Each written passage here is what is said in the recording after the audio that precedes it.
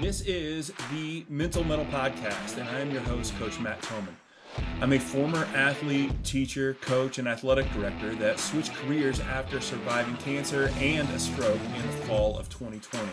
But I'm also a dad of a son and a daughter that were successful high school athletes that went on to college. Now I use that experience along with my ICF coaching certification when helping teams, coaches, and athletes from all over the country. Each week, I will pose a specific question that will help coaches of all types better understand mental toughness. In the Mettle podcast, coaches will learn to help their athletes overcome adversity without being the adversity they need to overcome. And welcome back to the Mettle podcast. I'm here with my guest today, Lori Kearns. And as I do with every guest, I always try to preface a little bit, give a little bit of background, give a little bit of credibility. I get athletes, I get coaches, I get all kinds of people on. And I could go through this long list, Lori, about all your accolades and all these things. But I will just tell you that you're the first guest that I've ever had on the show that has a court named after them. And that should be enough, right? Well, so you go to Millikin University in Decatur, Illinois. You go to Griswold Gymnasium, and you got Lori Kearns Court, which is, I think it's phenomenal to see because I got to know you. I came to Millikin in 1994. You'd been there coaching for what? Probably 5-6 years at that point, maybe a little bit more. 8 years. Yep. 8 years. And I came from this tiny little town in Southern Illinois. We didn't even have girls basketball, right? Because it wasn't that time. Like we wouldn't have had, it wasn't even like a Title IX or not. It was like, I don't think any girls in my town would have been like wanting to play. Like It was just like, it was volleyball and that was about it. And then I came into Millikin and not only you were there, but I'd go into the gym and it was like, well, you guys were a lot better than we were, right? You guys were, and it was, like you guys were really good at that. I think my senior year when you guys, I went through the records, and my senior year was the first year you won the outright conference title in '94, and you had a success before I got there, and you had a ton of success after. You've got a national championship. You got 11 CCIW titles. I got 548 wins. So. You know what? Whenever I start talking about this, I've got a lot of questions I'll throw at you, but I want to sit here and learn a little bit, Coach. Like some of the stuff on, what I'm about. I'm about the mental side of stuff, and whenever I talk about mentality and how that plays in as a coach, as an athlete, what's the first thing you think of?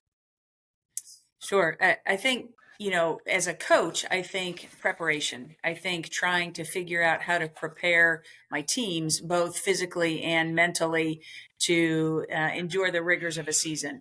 But as a coach thinking about the athlete's perspective, I think it has to be balance. I think it has to be finding the joy in it, finding the process in it. And then I think those two things lead to the success. And I think therein, Matt, sometimes lies the conflict. The coach wants to over prepare and prepare like you see, teams on TV. And what we have to do is find the balance that's appropriate for the level we're at. So talk about that with the level when you talk about it TV versus you were at Millikin, and you're still at Millikin, right? You're just not coaching anymore. Right. When you talk about the level you're at, what's the difference between the level we see on TV and that Division III level? How does that factor in? Sure. And I think there's even more broader spectrum, the pro level and the elementary level and the summer travel level. I think that spectrum of athletics is huge. And again, unfortunately, some of the people who coach at the most important level, which is that youngest level, want to be like the ones who play on Saturdays and Sundays and try and coach that way. And I think that just screws everybody up, right? So the difference between what I did for 32 years as a coach at the Division III level and what I think my contemporaries do at a big time, Division I program, let's say at a UConn or a Tennessee or a Notre Dame or a U of I or whatever, is I think it's important at the level I love, which is Division III, the student athlete pure level, is to allow that student to really enjoy coming to practice, to really enjoy the workouts and et cetera, but not to own them, not to own their time, not to monopolize who they're with and when they take classes and where they live and what they eat. I mean, it's really truly a college experience. And I want them to love that and appreciate that and to look forward to the time we get to spend together every day. That should really be the release, not the, oh, I got to go to practice. I think that's a first clue as a coach or an athletic trainer or a fitness coach, a strength coach, is if you hear students start to say, you're starting to lose them. They're going down a slippery slope, I think. So, we worked really hard on making it fun, and I surrounded myself. I was a little bit hardcore, Matt, as a coach. I was kind of the disciplinarian, if you will. Well, hold on, because you were about to say something about making it fun. I'm like, wait a minute. I was in some practices and I could hear you on the other side of like it wasn't all fun. So I'm going to go ahead and you're calling yourself out. So right. I get it. So I'm going to let you do that. But just so you know, I was going to keep you honest here. Yeah. Oh, for sure. But what I was about to say is I'm also wise enough to know I surrounded myself with assistant coaches who really made it fun. So I think, the relationship was, I was the one who was kind of calling the shots, but the assistants were the one who were loving on those students and loving on their hearts and loving on their time. And, you would see the athletes come into the gym and they would immediately gravitate toward Coach Marshall, and he'd tell them a joke and he'd ask them about their day. And, they'd talk a little bit, and then I'd be like, okay, let's go. We got to get ready. And I was that real impatient coach who wanted things to be done right and quickly the first time. And again, I think balancing your staff, balancing people that are involved in your program is really important. When you say that, it's like just thinking about, I haven't Coach Marshall, it's been years and years and years and years, but like to have somebody like him, like when you walked into a gym and you saw him, you would get a smile on your face. Right. Immediately. Right? Yeah. Immediately. And how important that is as for, when you talk about the mental preparation, you're talking about X's and O's and what we got to do, but the mental preparation of walking in and having a smile on your face is probably more important. Oh, it no doubt is more important. Yeah. And the beauty of that, and again, I think I'm speaking to a lot of high school coaches and Division III coaches, my assistants were always part-time. I was the only full-time person. And so for them, coming to the gym was the best part of their day. It wasn't about the pay, and it wasn't about, wins and losses and records and whatever. It was about, gosh, this is what I love to do. This is what my heart yearns to do all day long when I'm teaching driver's ed or teaching math or, being the athletic director or whatever. And so again, I think cherishing that opportunity to truly enjoy what you're doing is really critical at all levels on that spectrum that we talked about. Well, and that's not to say that it's not important for you to enjoy it, even though you're the one getting the paycheck. For sure. Oh, yeah. Yeah, I loved it. My favorite job ever, except the one I have now, which is I'm the director of admissions. So I recruit student athletes to come to Millikin. And I love doing that because it's about dreaming and praying for the possibilities. It's the possibility. Yeah. Yeah. And I think but that's a balancing act that a lot of coaches have, especially at the college level, no matter what forget that, high school level, whatever, is obviously you're there being a coach because you enjoy your sport, whether it's basketball, football, baseball, whatever, but you also have to keep your job. And like you said, people want to act like people are going to want to act like it's, they're watching the Illini and and we're not, and you're not, right? Correct. Yeah. Yeah. But that can filter into the decision makers and the people that say who gets to keep the job and who doesn't. And I don't know how you make that. I don't know how did you keep that balance? Although for I look at you won a lot. So it makes that helps. Yeah, sure. I think no doubt it's a little easier when you're winning. Life is, it seems like, but again, honestly, we didn't focus a ton on winning. We didn't focus a ton on, the end. We focused on, it's overused, but we focused on that journey, not the destination. And I think that because I knew I wanted to do it for a long time, and because I knew the opportunity to play was just a part of the experience that the athletes that I interacted with were going to have on the Millikin campus. I wanted him to do other things. I wanted him to be Greek. I wanted him to study abroad. I wanted him to, be an RA, or, join another sport or do another craft that they love, whatever that is. And I think that's how you achieve balance. I think the more you try and own their time, own their effort and their energy, be responsible for programming every part of their day, the more they're going to rebel and not enjoy it. I worked with a transfer not too long ago, and he said he had never yet in his time been in person in class. I said, what do you mean? He said, well, and he was at a scholarship institution, and Yeah. it wasn't a basketball player. It was a different sport. But he said, my coach didn't want us in class because he wanted us flexible to be able to do whatever we needed to do for our Yeah. sport. That's crazy to me. Yeah. And but that's more normal. That's becoming the norm. And that is, just from this, just from the social aspects you're missing. And you feel like that's all you're there to do. Yeah. And then we could get into the whole thing. It becomes your sport, becomes your identity. And then, Lori, it's almost impossible to separate yourself from wins and losses. Yes. And it's so problematic.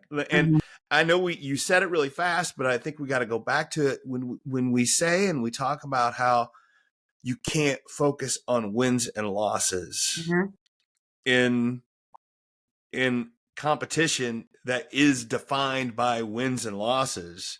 It makes you feel, sometimes people look at you cross-eyed and be like, that doesn't make any sense. Right. How can you do that? Yeah. And I wish I had the answer. I do too. Yeah. And as we said before, if we could bottle it, we'd all be rich. But, for us, what it felt like is, I coached basketball. So we had student athletes from October until about March, right? Hopefully March, mid-March or late March. But, you couldn't define your season on what happened in November, December, January. You were really building this crescendo toward the end of the season. So you wanted skill development and evolution, and you wanted team bonding, and you wanted a sense of purpose to build toward the end. Because if you hit it in, it's why a single game couldn't matter. If you upset somebody in December and you cashed it in, wrote it in, you weren't going to be successful in February and March. One of the hardest things for me was, again, I was kind of a driven person as a coach, but, to give students a day off, or to give them a weekend off if we had a bye or that was our off weekend, to let them go home or let them do whatever they wanted. Sometimes we as coaches say, oh, but man, that 48 hours is when we can really dive into something else. And I'm telling you, that was the fastest way to burn out. And that's something I never wanted to do. No, I think that we think more is always better in what we're trying to, if I could just have them all the time to do this, we could get in. There's only so much that can get absorbed in a healthy way. Right. One of my colleagues was Linda Slagle.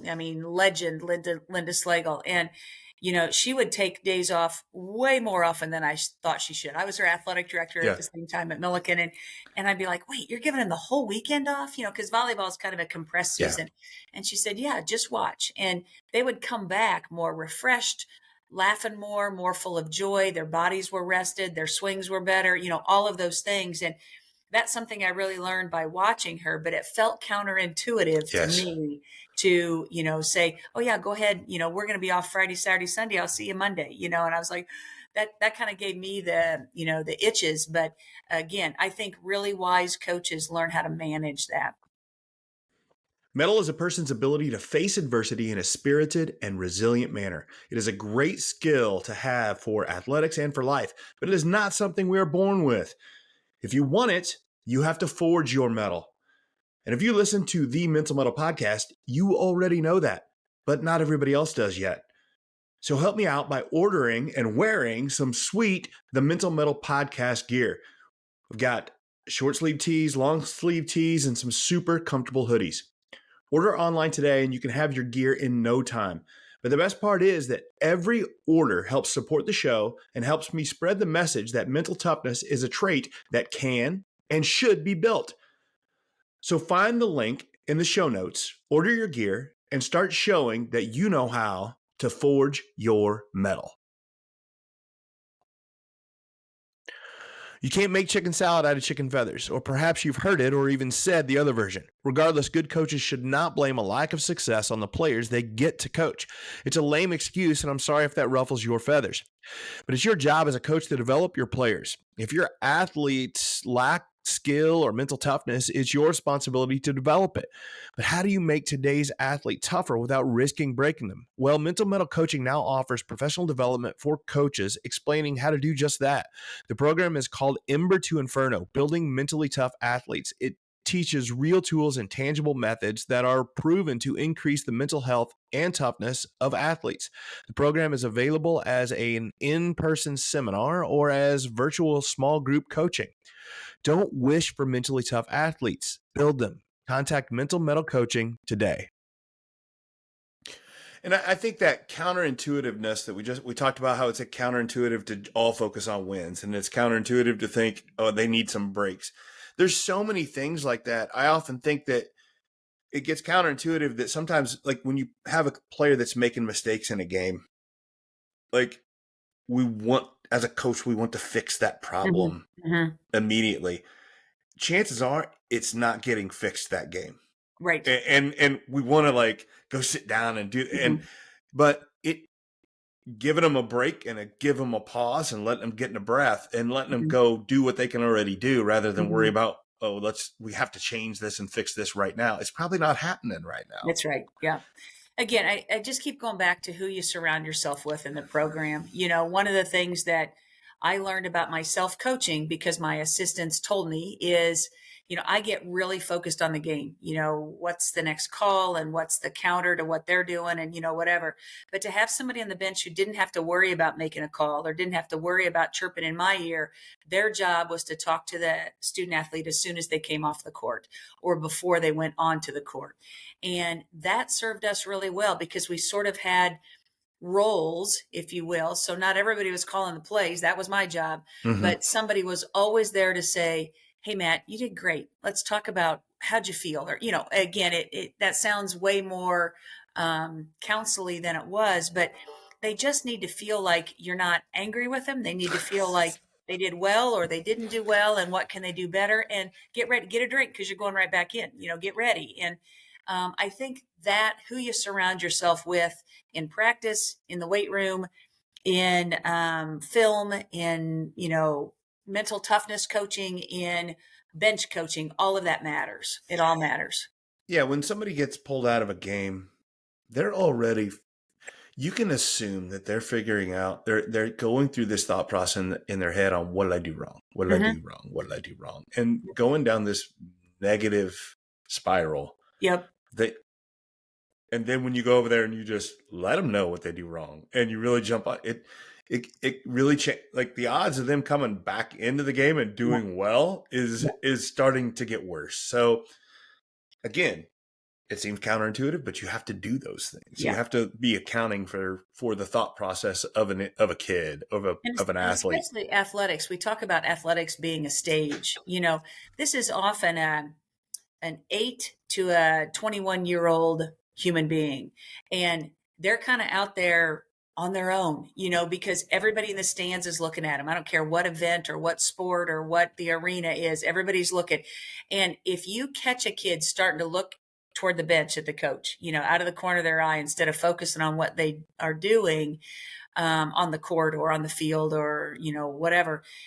Again, I just want you to pay attention to that as a human being, because if my boss walks in the front office door, I get a little nervous, you know, and I'm doing a heck of a job in my job, but just there's something about that power relationship that, you know, makes you fearful automatically. But cultures who everybody has ownership, and you don't have to be fearful because there's a trust relationship there. That's the beauty of work, of marriage, of family, of athletics, whatever, you name any relationship.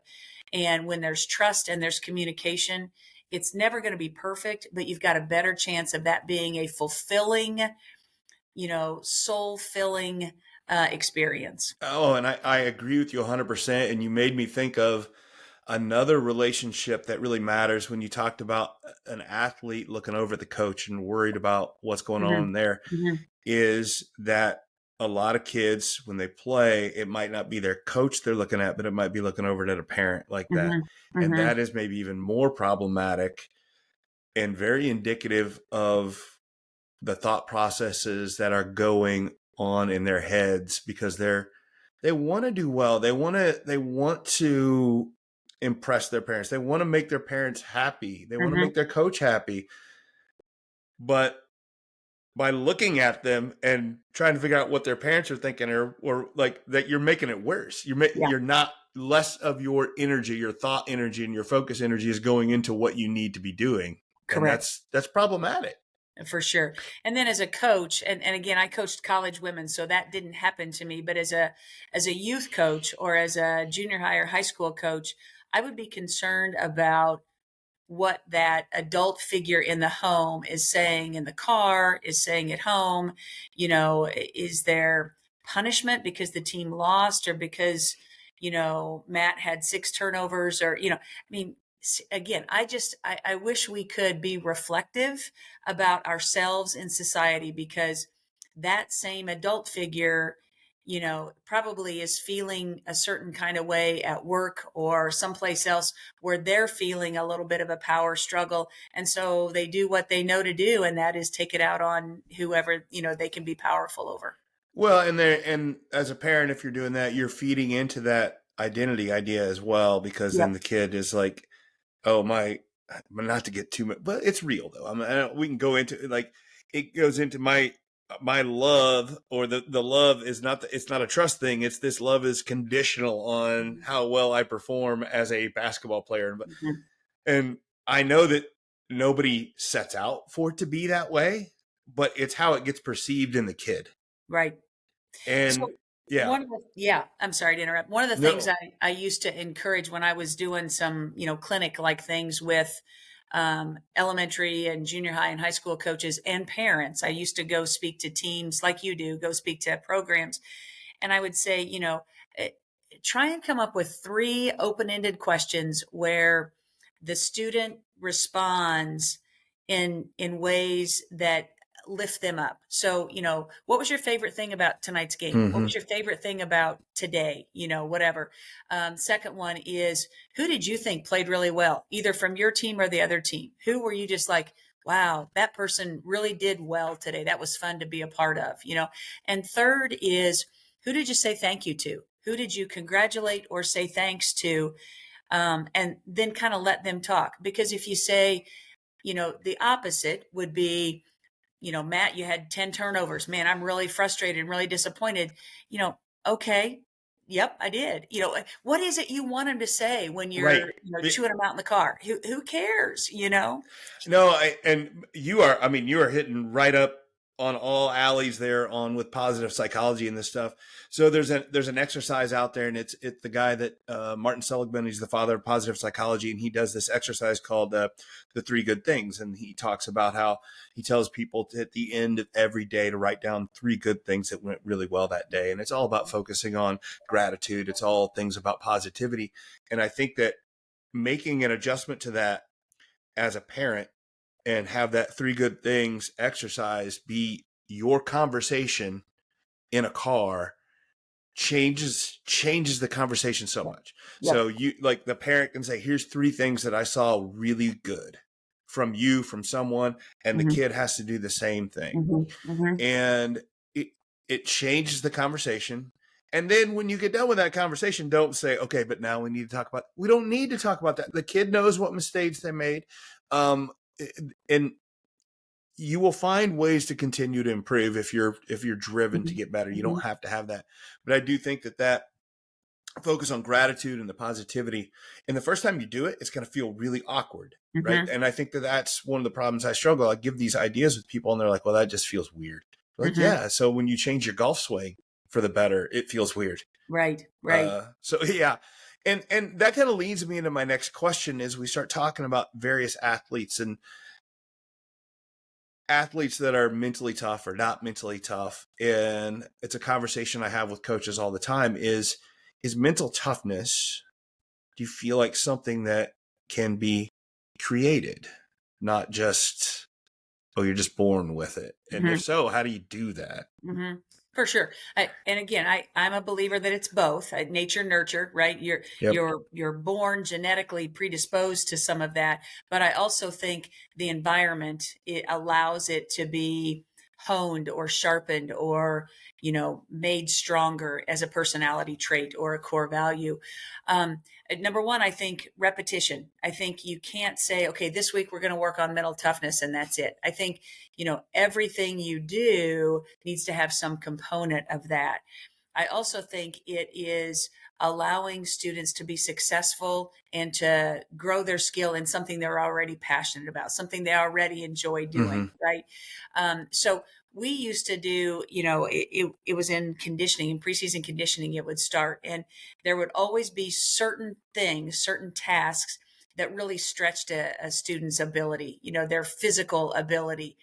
And that might be a sprint or that might be a longer run, or everybody's got their own little tricks, but to really celebrate that success when you're done, and to have no punishment associated with it if they didn't hit it, was something that, again, the people around me really helped me do. And I think, if any of our women's basketball alums are listening, they would know exactly what we're talking about, whether it was a 3-and-3 or whether it was Coach Marshall's ladder, or whatever.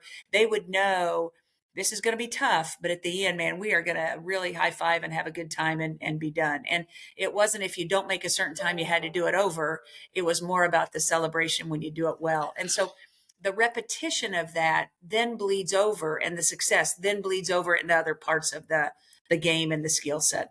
Oh, you're speaking my language there, because what you described when you mentioned don't have a punishment with that is how a whole lot of us grew up.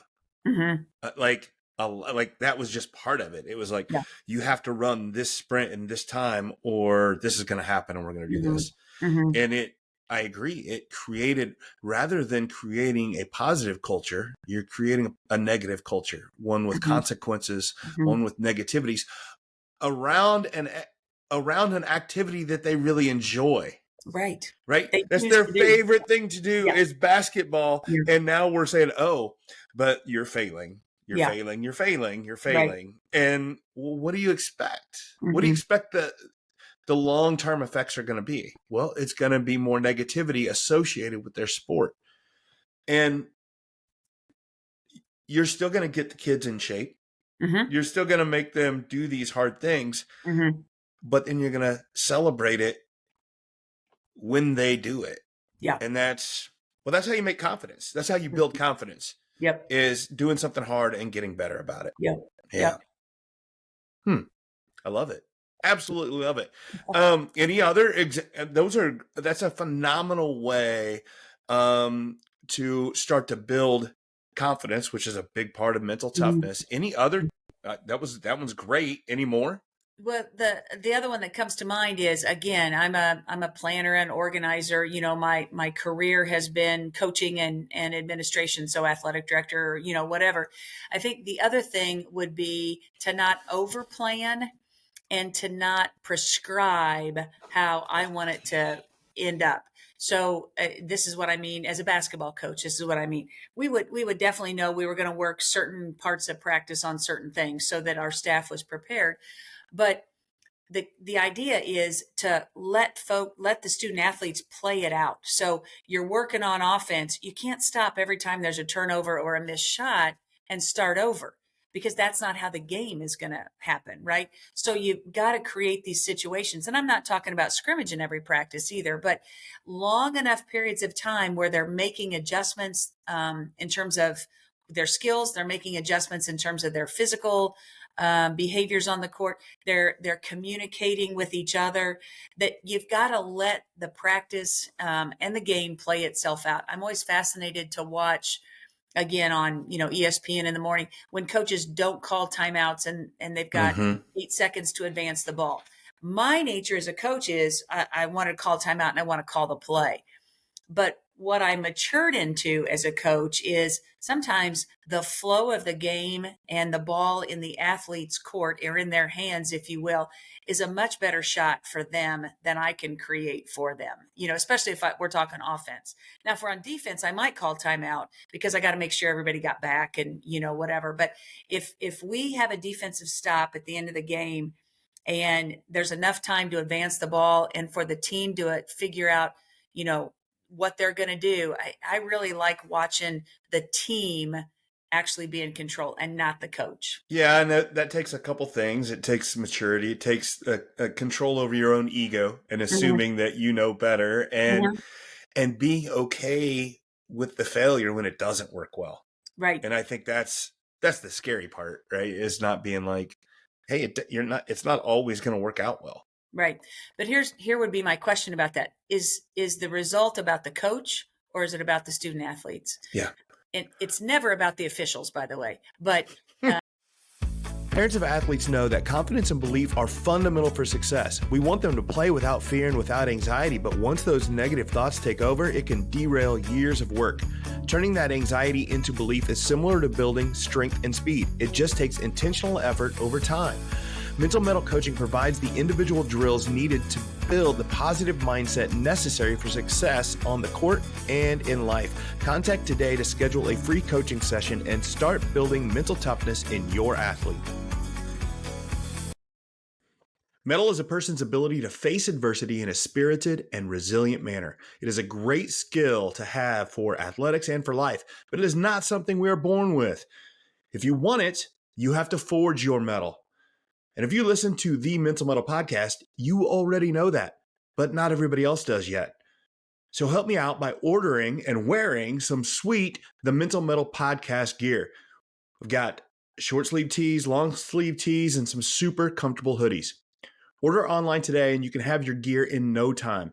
But the best part is that every order helps support the show and helps me spread the message that mental toughness is a trait that can and should be built.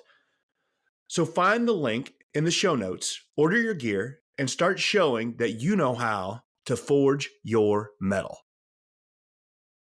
I believe it's really not so much about the coach. The success that we had while I was the head coach was not my success. It was the athletes. It was, the Joni Cashes and the Julie Rose and the Jody Salatos and, a long line of people, right? But it was about it. To me, it's about how much do you really trust the journey that you've brought this team on. That's what it's about. Because if you've been doing those things repetitively, as we talked about, and the students have success, they're going to do much better at carrying this program than what I saw on film 3 nights ago when I stayed up all night scouting the team. Right. Yeah. And I think you hit on something that I like to say that can feel a little bit confrontational, controversial is a coach, high school, college, whatever, is there to serve the student athlete, not the other way around. Mm-hmm. And that's hard to swallow sometimes. But it's like, if you're not thinking of it that way as a coach, I think you might be going down the wrong road with some ideas. It also speaks, Matt, volumes to me. I mean, like that's really loud to me that it's about the culture that you create in the program. If every action has to be dictated by the head coach, I'm not sure the culture is where you want it, because what do you think those students are doing when you're not in the room? Yeah. What you want is a culture, again, of respect and communication and trust, that you don't have to be there and you're pretty sure they're going to do what you would be proud of anyway. Yeah. I mean, you're going to have these, I don't want to say non-negotiables, but these guidelines for your team on when they need to be where, doing what. And if it's policing you're doing, that's problematic. Mm-hmm. If it's, you give these guidelines and you know that your captains and your players are going to make sure this happens, that's the end goal, right? Yeah, it's 100%. Yeah. That's the joy. Oh my gosh. When your team is running the team, I mean, it is fun to be a coach. Yeah. It really is. Yeah. So you talked about the nature versus nurture. which I love that conversation. As a guy with a biology degree, I love it. I just dig into it and geek out about it. But you had a lot of success. You named a lineup, several players that I knew there that I still know. They're great. You had to do a lot of recruiting, right? What is it beyond skill? Like, what are you looking for when you go to recruit that says, obviously got to have skill, right? It has to be there. But what else? It's not all skill, right? What is it that you're looking at when you go to watch a kid play? That's mentality. Yeah, sure. First of all, I also want to know how they do in the classroom. I think there's a direct correlation between a student's hard work in the classroom and their hard work in their field of competition, or their practice field, if you will. So I want to know that. And I tended to really gravitate toward those really bright kids. They were easy for me to coach and still do the other jobs I was doing at the institution. But what I watch for is bench behavior, court behavior, parent family behavior in the stands, because I didn't do well as a coach if the family was yelling at the official or the opponent all the time. I didn't feel like that was a good reflection on me or the program. And one of my players one time, I stopped the game and turned around to her dad and I go, "Listen, that's enough." And the player invited me to her wedding, and her dad pulled out a roll of duct tape and remembered that conversation and put it around his mouth at the kid's wedding, But my point about that is, what I go into a gym looking for often isn't skill. I've already kind of figured that out. It's how are they communicating with their eyes and with their language and their body language with the opponent, with their teammates, with the officials, with the coaches, with the people in my arena, which was the gym. When somebody makes a mistake, I make a great pass and my post, misses the layup. What's my body reaction or my body language saying? Am I running right at that kid and going, "Man, you were wide open. Let's do that again. Run that same play again." Or am I going, "Listen, Matt, you're an idiot. I'm never throwing it to you again." And again, nobody's going to say it like that, but your body. Your body does. Your body does, right? Yeah. I work with a lot of athletes, and I walk with coaches about making sure that your responses show me where your focus is. And if your focus is on things you can control or things you can't control. And whenever I see parents, coaches really, really getting on officials, it sends the wrong. It doesn't do any good, right? Yeah. All it does is increase stress and increase a feeling of negativity. But it also sends a message to your athlete. It lets them know how much you care about the win and loss. Yeah. But it also lets them know there's nothing they can do about that. That's right. And that's a very hopeless feeling. It was like, man, my dad, my mom really wants us to win this game, but the officials are lousy and I can't do anything about that. Yeah. That stuff builds up. It starts to make a problem. It starts to make an issue for that kid. And I think I don't think parents see it that way. Yeah. And to me, the lesson there is, we have such a wonderful opportunity to help these kids learn how to say, "I didn't do as well as I could have." Because if they're always looking to put the blame on somebody else, a teammate, a coach, an official, what are they going to do when they're our age, Matt? Who are they going to blame then? Their spouse or their partner, their coworker, their boss. They're always looking for somebody to blame. But the person I enjoy being friends with and hanging out with is the person they say, "Yep, I messed that part up. Sorry. Let's do it. Let's do it better the next time," or whatever. I agree, but we all know people like that. Yeah. And that they're not a lot of fun to be around, and that's exactly right. Yeah. But it's another controversial thing that I always hesitate to say this, but like, if you can't, as a parent, if you can't control yourself, you're teaching your kid not to how to control things like that. And athletics are phenomenal. Just a phenomenal way for a young person to learn how to deal with adversity. Yeah. Unless they aren't learning how to deal with it correctly. And to that, I say, if you can't, as a parent, can't get yourself under control enough to watch your kid and model the right behavior, maybe you shouldn't go, or maybe they shouldn't play sports, because you're just making it worse. You're making it worse. And yeah. Yeah. And I think again, when we see folks like that, I often wonder, man, what is happening in that mom or dad's life, or in that adult's life, that's making them so unhappy? Because I feel for them. I just want folks to be happy. And I think, as you mentioned, sport is a way to do that, right?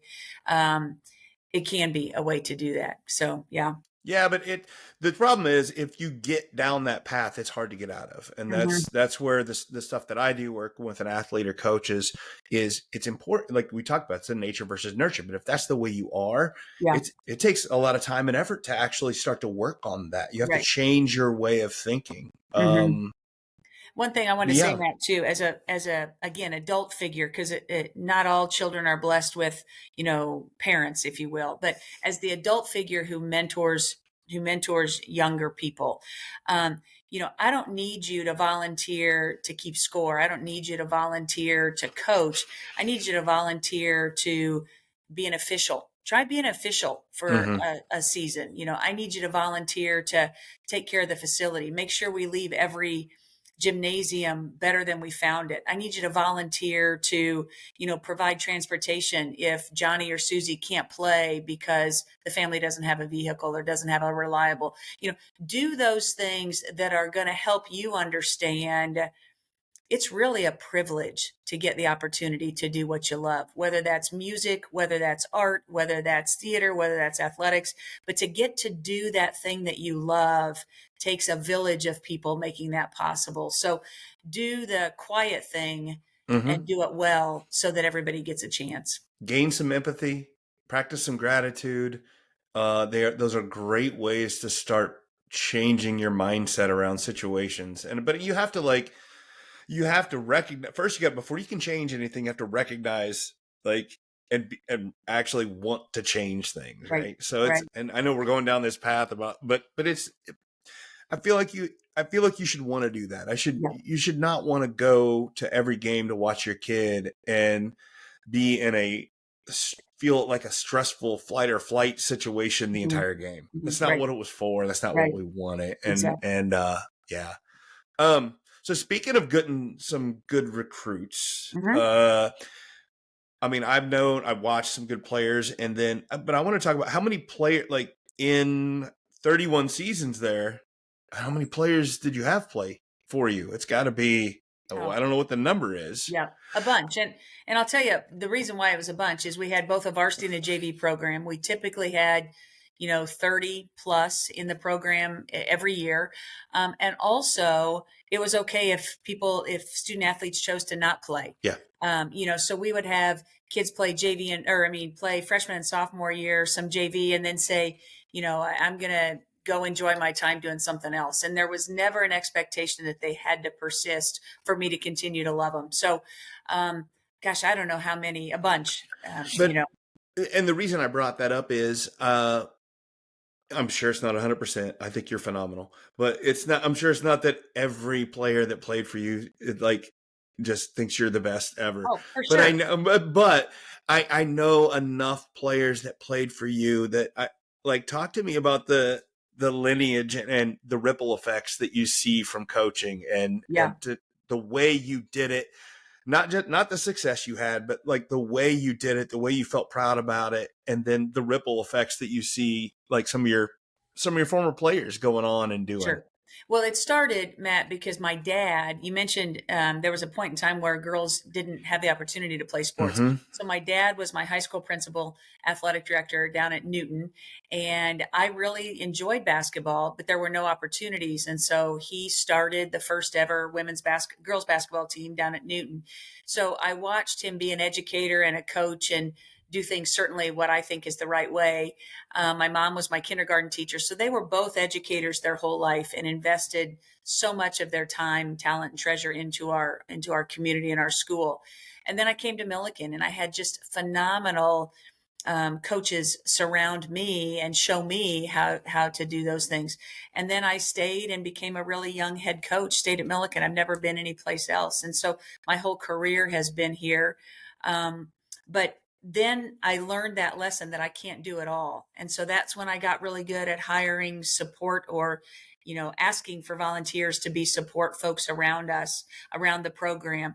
And then students would graduate and go on, and I'd go watch them coach or go watch them do whatever it is they were doing.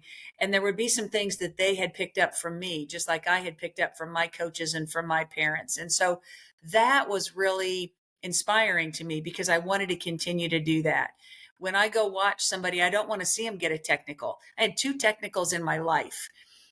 One was for putting a wrong number in a book, and one was for being outside the coaching box.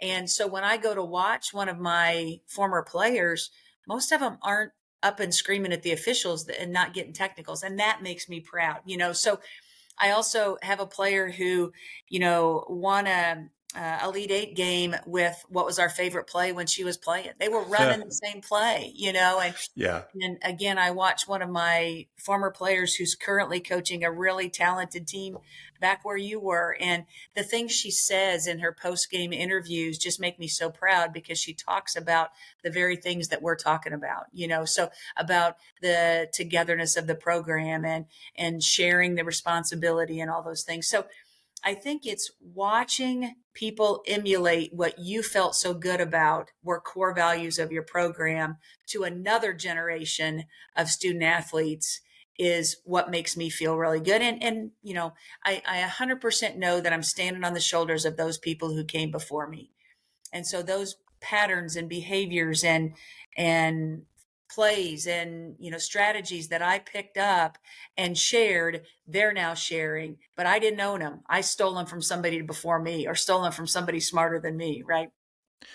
Oh yeah, but there's a lot of gratitude and recognizing that, and making sure that and constantly putting yourself in situations where you feel that, right? Mm-hmm. That you're part of something bigger. I know that as an athletic director, when I had, you mentioned Joni, when I was the athletic director for her, getting to work with her, it was like, man, I just wish I had every coach had gone through and played for someone like you, because it was, my conversations with her were so, just so easy to have about what she could do better, how she could be better, what she was trying to do things the right way. And it was just an honor to get to be an athletic director and watch her grow, and not to see her such a, having such a success. Yeah. And Yeah. just fun, just fantastic. Yeah, it's got to feel good to see. And yeah, you played at you played 4 years at Millikin. You played in an NCAA tournament. You coached in an NCAA tournament. You're still there. It's I love the legacy you've got there that you're building. Yeah. So last question here, Lori. Yeah. What did I not ask you that I should have? What should we have talked about that I didn't? Yeah. I think that's a great question, but I think one of the things that we touched briefly on, but I want to just hit it one more time, is, again, it takes a village of people. It takes family and friends and fans and janitors and secretaries and coaches and teachers. But really what we're focused on, remember I talked about that spectrum, Matt, whether it's the youth level, the summer travel, or, the pros that we watch on the weekends. It's the people that surround the athletes and make it possible for them to enjoy what they're doing. That will be a program that you want to continue to support and feed into as you stay a fan and change what your role is in that program. It's never about a coach. It's never about a single athlete. It's about an opportunity that you're giving to change people's lives. Yeah. And just going and doing and being able to coach and play, feeling that way is so much better. Yeah. Yeah. It's so much better. Yeah, it's transformation that we're looking for, not transactions. It's not checking boxes and saying we got those things accomplished. It's the transformational nature of the relationship of athletics that I fell in love with when I didn't have a team to play on as a young girl, and I'm in love with now as a fan, watching student athletes here at Millikin just accomplish great things. So yeah, I love it. I love it. All good things. I can't thank you enough for coming Oh, my on. pleasure. It's been a great conversation, and I'm sure we'll chat again soon. I hope so. Can't wait. Take Yeah, care. absolutely. Thank you very much, Coach. All right. No amount of athletic talent or physical ability can overcome a poor mindset. Anxiety, fear, and negativity will always diminish an athlete's abilities and limit their success. If you're not intentionally developing your child's mental toughness, then they are not reaching their full potential. Mental Mettle Coaching provides the individual drills needed to build the positive mindset necessary for success on the court and in life. Contact today to schedule a free coaching session and start building mental toughness in your athlete. You can't make chicken salad out of chicken feathers, or perhaps you've heard it or even said the other version. Regardless, good coaches should not blame a lack of success on the players they get to coach. It's a lame excuse, and I'm sorry if that ruffles your feathers. But it's your job as a coach to develop your players. If your athletes lack skill or mental toughness, it's your responsibility to develop it. But how do you make today's athlete tougher without risking breaking them? Well, Mental Mettle Coaching now offers professional development for coaches, explaining how to do just that. The program is called Ember to Inferno, Building Mentally Tough Athletes. It teaches real tools and tangible methods that are proven to increase the mental health and toughness of athletes. The program is available as an in-person seminar or as virtual small group coaching. Don't wish for mentally tough athletes. Build them. Contact Mental Mettle Coaching today. I steal things from guests all the time. I can tell you so many of the things that I talk about now that I stole from various guests, different situations. And I am telling you that I am stealing her phrase on transformations, not transactions, as a way for a coach to be and to think. When we talk about transactions, it's very results based. We're talking about seeing what you can get from a player, what you can get from another coach, what you can get from an official. You're very worried about this transaction, how it's going to play out, and what are you going to get from them? What are you going to get from this situation? And if you do that, I believe that builds up the idea of you see people as an identity. They have their own identity. And when I say you have to have an identity, what I mean is their identity is wrapped up only in their sport, and you see them as a means to an end. They start to see that, and that's a lot of the issues I see with athletes. That's the only way they see themselves is as an athlete. But when Lori Kearns is talking about transformations and not transactions, she's talking about, we can assume, and we can say from that interview for sure, that she's talking about transformations that are positive transformations and making players be better people. Coaches all over the place, even good coaches, bad coaches, mediocre coaches, whatever, they'll always say that, hey, it's more than the sport. We're trying to make better people. Some do really well at that. Some struggle at that. Some say it and don't even try. But it's something that we should be trying to do. Is we're trying to transform these athletes into better people and not just better athletes. Some of the things, like so many, again, I say it all the time when I invite the right people onto the show and just let them talk, I find that they're doing things the right way, because if I get successful coaches, and Lori was a highly successful coach, and I knew her and I knew she was a positive person, I had no doubts that she was going to come up with some stuff or talk about some stuff that I found very useful. So that transformation and how important transformations are, and her focus on positivity. And trust me, Lori was a fiery coach. You can her players got after it. There's no doubt about that. But when she talked about how they made sure to celebrate rather than punish with various drills that made players go through some tough adversity.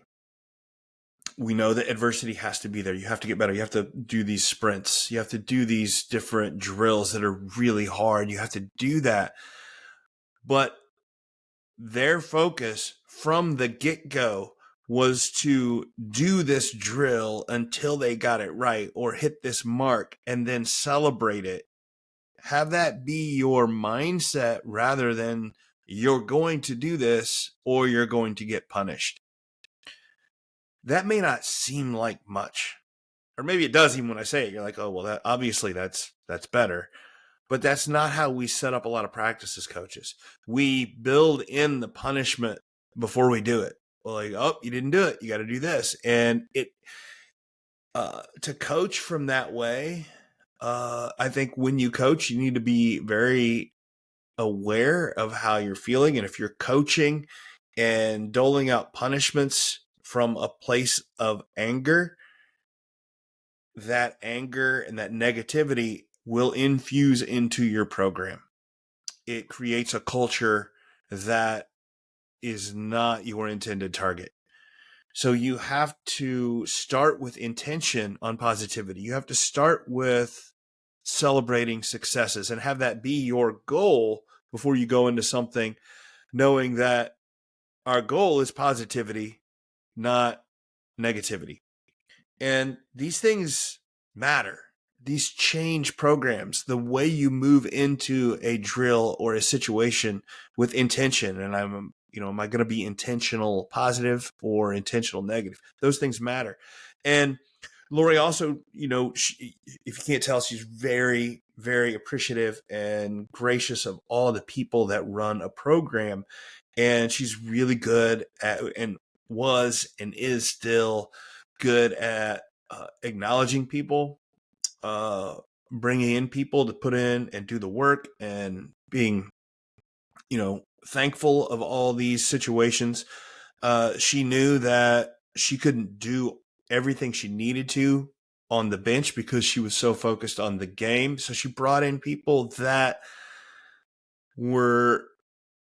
had skills that either she didn't have time to do or didn't have the capacity for. And so her assistants were fantastic people, were bubbly people that build up the program all the time, even when she had to be a little bit of the taskmaster and really drilling kids and being very worried about the game and things like that. And so very intentional on her part for building programs that were positive and cultures that ran themselves, right? The culture, I love to say that if you can build that culture in the right way, it does a lot of heavy lifting for you. And just really, really good stuff with Lori there. And that's the one I'm going to keep talking about and thinking about with coaches is, are you being transformational or transactional?